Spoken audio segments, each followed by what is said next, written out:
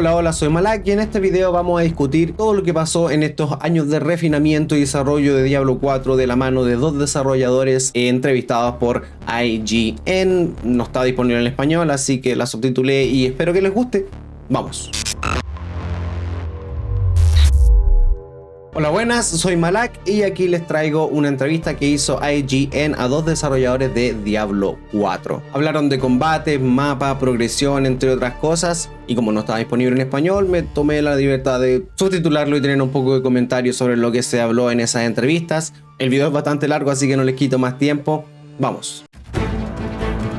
El equipo de Diablo 4 sobre su enfoque holístico a las pruebas y planes de live service. La importancia de jugar de principio a fin. I think it's really interesting, like one of the things coming to Blizzard and coming to the Diablo team and seeing a lot of the kind of way that they do testing. You know, there's a phrase that's used a lot around soup tasting, which is this notion of, oh, we're going to put it together, but you always have to taste the soup, and does it need more salt? Does it need more flavor? Did we do too much of something or not enough of another? You can't eat this soup standing up, your knees buckle.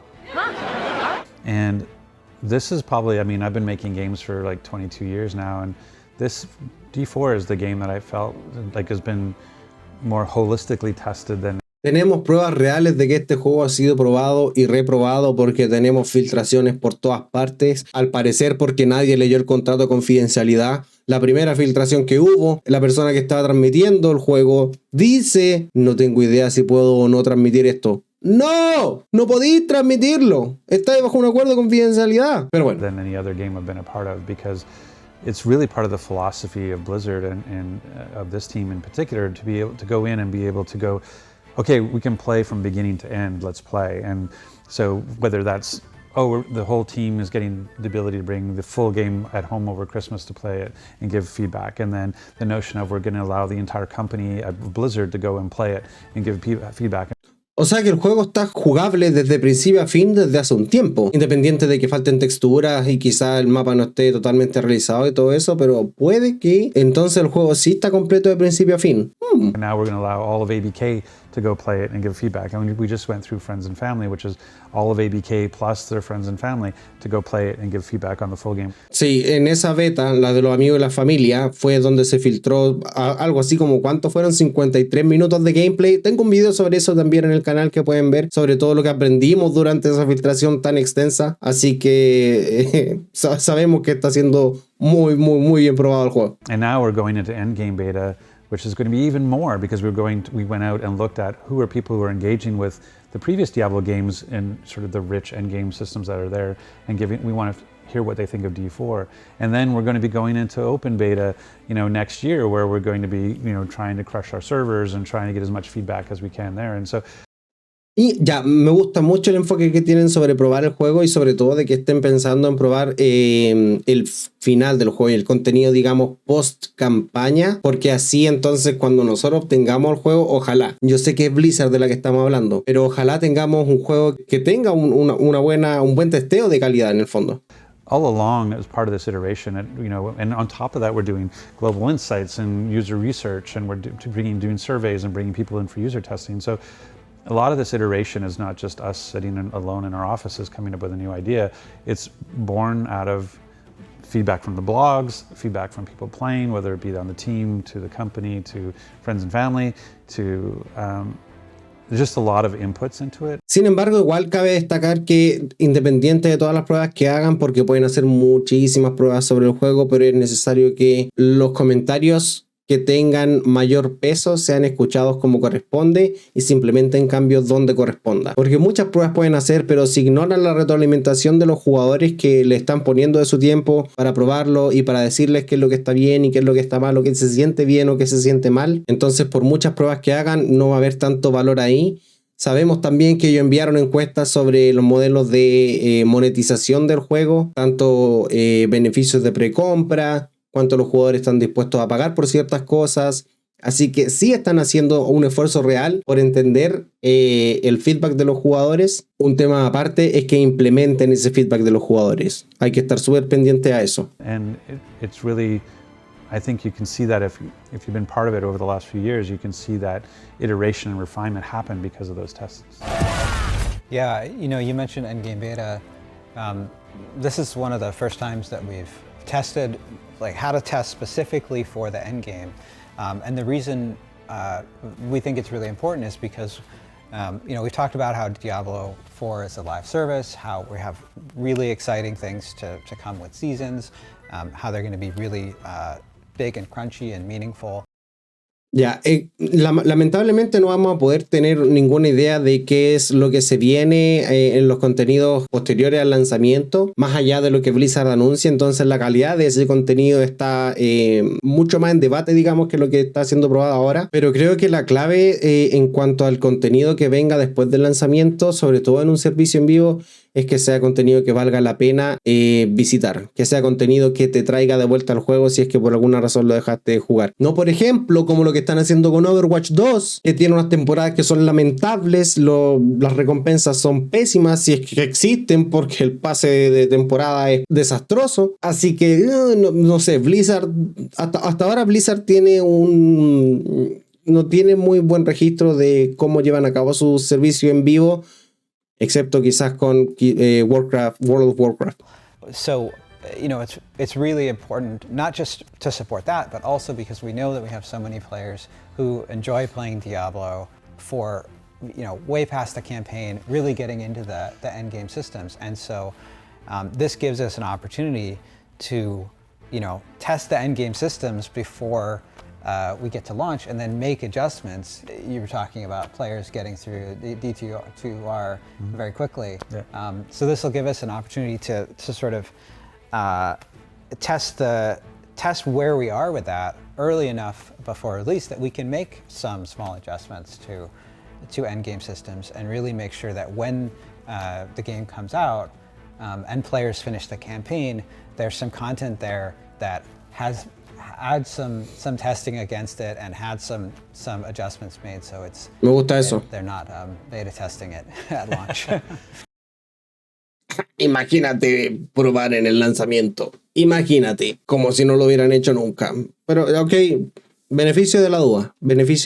Yeah, I mean, Diablo is a systems game, right? That's what we talk about. Like, look at my experience with D3. I played D3 for hundreds of hours, literally hundreds of hours, and I've played the campaign in D3 probably twice. Stay a while and listen. And so that notion of like, yeah, it has to be a kick-ass campaign. You have to have great context and great story, know what it is, why the world is the way it is, and set it all up. But you're unleashing players after they complete the campaign. You're unleashing them into a game that hopefully will entertain them for thousands of hours. And so in the past, we really haven't had that opportunity for people just to go into it and say, okay, this is the starting point, because this is certainly not the end. This is not where, this is the beginning of where this live service becomes, and that 1,000 hours starts, not where it ends. And so, but we want it to feel rich, because we're going to have seasons, and you're going to have seasons that are going to change up the game. And so, there'll be lots of stuff to add incrementally as we go. But we want to know that when that person finishes the campaign, that they immediately have something really cool to go and do and start to engage with those systems even more fully as they work their way to beat that level 100 boss. Sobre hasta 4 temporadas al año. Trying to be a little cagey, just because, one of the things that we're still working through is when you work on a live service, the notion of what you want and when you want it, the pressure starts to change.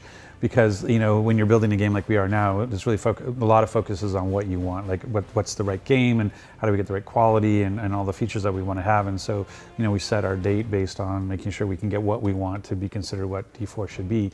But when Ya, cabe destacar que cuando dicen, por ejemplo, hasta 4 temporadas al año, no tienen claro cuántas van a ser, por lo tanto, no, hasta este minuto no tenemos ninguna certeza. Blizzard ha sido, o el equipo de Diablo 4 de Blizzard, no ha sido muy específico en muchas cosas de lo que va a ser Diablo 4, pero sí han sido súper tajantes en el sistema de monetización. Y esto es importante porque cubre un poco lo que pasó con toda la debacle de Diablo Immortal. Cuando Blizzard nos dijo que en Diablo Immortal no se iba a poder comprar equipamiento que te permitiera subir tu poder con dinero real, técnicamente estaban en lo correcto. porque el equipamiento no es lo que uno compra con dinero real. Uno ni siquiera compra las gemas, pero compra la posibilidad de adquirir gemas que aumentan el poder del equipamiento. Entonces, técnicamente, desde Blizzard no mintieron. Desde el equipo de Diablo Immortal no mintieron sobre que no ibas a poder comprar equipamiento con dinero real. Sí fue una declaración hecha en pésima fe, pero técnicamente no fue una mentira. El equipo de Diablo 4 ha sido súper específico y súper tajante en decir que no va a haber ninguna forma de pagar por poder en Diablo 4, así que esperemos que eso tampoco sea una declaración trampa. Yo leí el post completo sobre el tema de la monetización de Diablo 4 que estuvo en el blog y al parecer estamos a salvo, pero hay que esperar a ver cómo lo hacen con la monetización cuando salga el juego. You start that train of now we're a service and people are expecting seasons, where you, I think, succeed on players' minds is having consistency to know, oh, every 3 months there's a new season coming. And so if you go like, well, my ambition is I want to do a little more here, so it's actually going to be 3 months and 3 weeks, and then you start to lose that promise to the player and they don't know when to predict or how to think about it. And so our intention is to have a heartbeat, is to have a cadence of content that players can rely on and know is both from a season perspective and from an expansion perspective. Siento que 2 temporadas es muy poco, pero siento que entre 3 y 4 está bien. Dependiendo de la calidad de contenido, está bien. Porque si, por ejemplo, las temporadas añaden mucho contenido que es muy atrapante, digamos, y te motiva mucho a jugar, pueden, yo cacho que perfectamente salvarse, digamos, con 3 temporadas al año de 4 meses cada una, siempre y cuando la cantidad del contenido, ¿cierto?, amerite un tiempo más largo de desarrollo y todo eso. Pero creo que entre 3 o 4 meses por temporada no es una mala línea de tiempo, digamos. And so that's something we're working towards. So as we're still in the finishing touches of development and we're still working through that, how do you build a season to ensure that you can deliver it in a timely way with the right scope and quality? That's why you're hearing a little softer language than saying it's definitely every 3 months and da-da-da-da. But I think when you look at historically what has happened, like those sorts of things is generally quarterly seasons is where it feels good from a Diablo perspective. And so I would say like up to 4, but we're trying to allow ourselves a little leeway, especially the transition from shipping a game to transitioning into a live service is one of the hardest transitions, I think, because you have a team that's just come off of shipping a game. There's an immediate demand for making sure that you're ahead of the game for live, for more content that's ready to go. And there's always this pressure to pull from that content, those people to come and work on the main game. It's like, why are you over there? I could use you over here. And so that transition from game to service is a really tricky part of that development. And so that's kind of why you hear a little bit of softer language until we get through that transition, and then that language will harden quite a bit. Es importante igual destacar que el tema de las temporadas y de cuánto se demoren en salir va a depender mucho del estado del juego en su lanzamiento. Si el equipo de Diablo 4 tiene que ponerse a reparar el juego una vez que el juego sea lanzado, entonces hay que olvidarse de las temporadas por lo menos en un principio. Como por ejemplo lo que pasó con Battlefield 2042. Yo precompré ese juego porque soy estúpido, pero resulta que, claro, el juego salió en un estado tan lamentable que todo el contenido tuvo que ser retrasado y mucho cortado para poder arreglar el desastre que fue Battlefield 2042. Ahora bien, con todo lo que están probando Diablo 4, con todo lo que están tratando de tomar los comentarios de los jugadores, dudo que sea el caso de Diablo 4, si es que de verdad van a arreglar lo que los jugadores les comentan. Entonces puede que tengamos un lanzamiento un poco bien encaminado, digamos. Lo más probable es que hayan problemas de servidores, por supuesto, y etcétera. Pero puede ser que haya un buen lanzamiento, relativamente exitoso, con un juego en un buen estado, y que el contenido de las temporadas salga como esté planificado, ¿cierto? Sin mayores retrasos. The design of D3 seasons is certainly a foundational element for us here. One of the really cool things about D3 seasons is that you get a fresh start with every season. You get that opportunity to try, we're talking about how different all the classes are. You get to try a different class or try a different build per class and try it in an environment where there are changes to the meta or other changes. And where we see that going with Diablo 4 is not just changes that we can do, Rod spoke about, having team of people who are working on that. So it's not just changes that we can do to the meta, but also additional features that can come in, with seasons, and really making them change up the gameplay of Diablo in meaningful ways and exciting ways, and having exciting new things to check out. El juego va a ser un servicio en vivo siempre y cuando se cumpla que el contenido que va a salir sea bueno. Es así de simple. Si de verdad hay cosas que van a hacer que son interesantes, que son emocionantes, entonces el juego va a seguir siendo un servicio en vivo. Yeah, what I love about seasons too is it allows you to test things and try things. And so if something's working, as opposed to, oh, we're only delivering a game every X years, and so you don't have that ability to sort of refine and iterate over time. And so we can try a thing in seasons and go, hey, what do we think about this? And people go, oh, this is my new favorite thing in game, and we're like, oh, really? Okay, well, we're going to keep it now, and we're going to go and do something else. Or, oh, we can refine things that maybe, it just allows us to play a little bit more. But I love, what I think brings a lot of people back for D3 is that fresh start that Joe talked about, that notion of, oh, you've changed the meta, and I want to kind of go and experience that progression again, but maybe as a different class, or with the same class with a different build, because there's new skills or new legendaries or new ways to experience the game. And I think that's going to be a big part of our season sort of thinking as well, is okay, how can I come back and revisit this and play it in a different way, in a different class with new features and new content. La beta del endgame. Because where we're at right now campaña. We're moments away from endgame beta going, and I think ya están probando la beta del juego después de la campaña del endgame. That we're really doing this kind of a test, and it's part of this soup tasting. It's part of that. Do we need more salt? Do we need more pepper? Kind of thing. All right, give me a taste.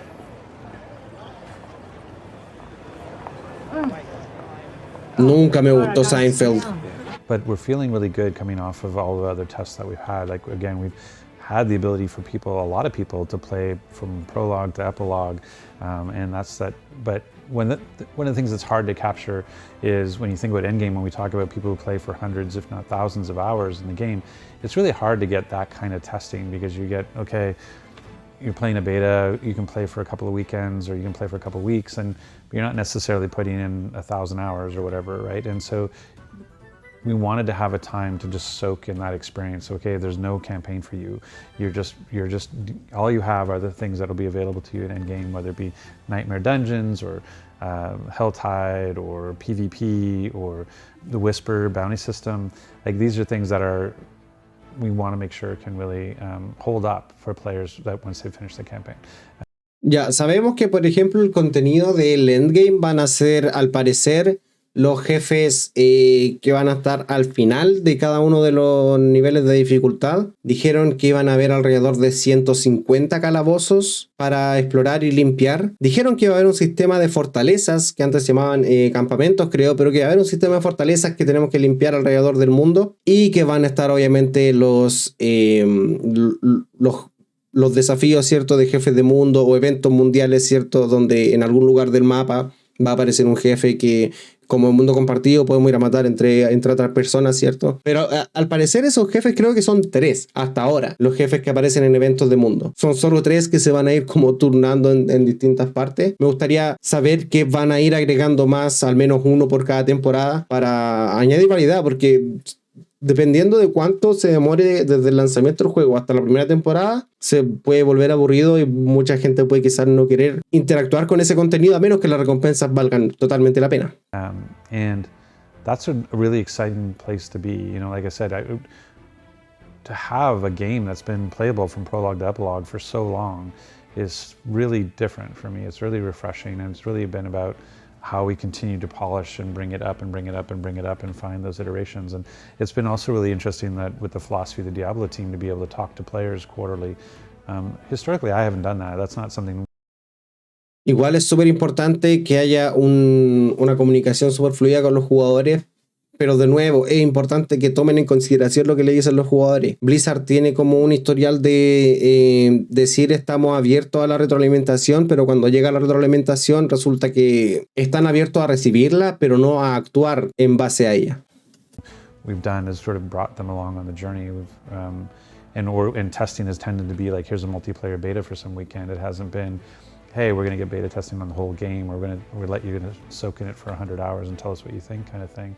And so that's really been informative from a design perspective, but that's kind of where our big push is now. Like, we feel good about where we are with the campaign. A lot of it is implemented, a lot of VO is implemented. We're sort of finishing up the cinematic part of the story. Blessed Mother. We're honing in on making sure the end game is where it is.